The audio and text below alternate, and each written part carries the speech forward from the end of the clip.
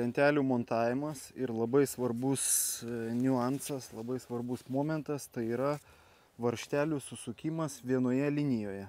Ir kaip tą padaryti, todėl kad sukant varžtelius iš karto montuojant lentas į kiekvieną lentą, tą padaryti yra labai sudėtinga ir užima labai daug laiko.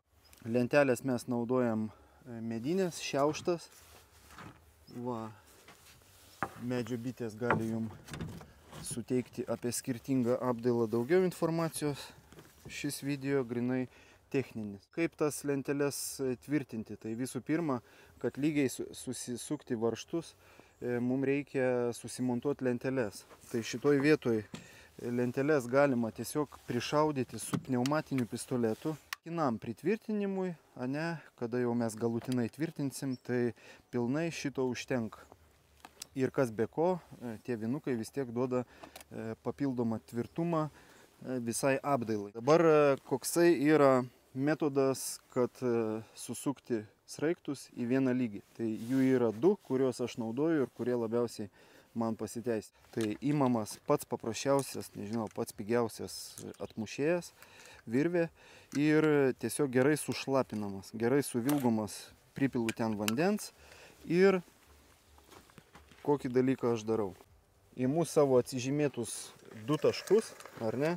Kadangi šniūras yra šlapias, aš atmušu liniją ir vandens linija, kol jinai nenudžiūvus, jinai matosi pakankamai gerai, kad galima būtų matyti, į kurią liniją mums reikia pataikyti su varžteliais.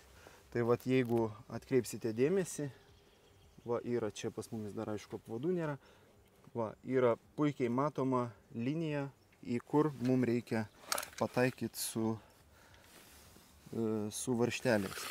Dabar antras būdas, kurio aš naudojos, tai vat, kaip jau minėjau, du būdai, kurie man tikrai pasiteisina, tai yra tiesiog visiems gerai žinomas būdas, tai yra šniūro virvės ištempimas per visą fasadą ir tiesiog pagal virvę orientuodamėsi mes susukinėjom visus varžtus. Tai šitas būdas, būtent va šitas, kurį matote dabar, tai jisai labai gerai tinka ilgesniem atkarpom. Pavyzdžiui, pas mumis čia yra 17 metrų fasadas, tai aišku, kas be ko, vanduo, kad ir atmušus per visą liniją, reiškia, per visą fasado ilgį atmušus liniją, tai tas vanduo nudžius ir tiesiog mes nespėsim, teks mušinėti keletą kartų.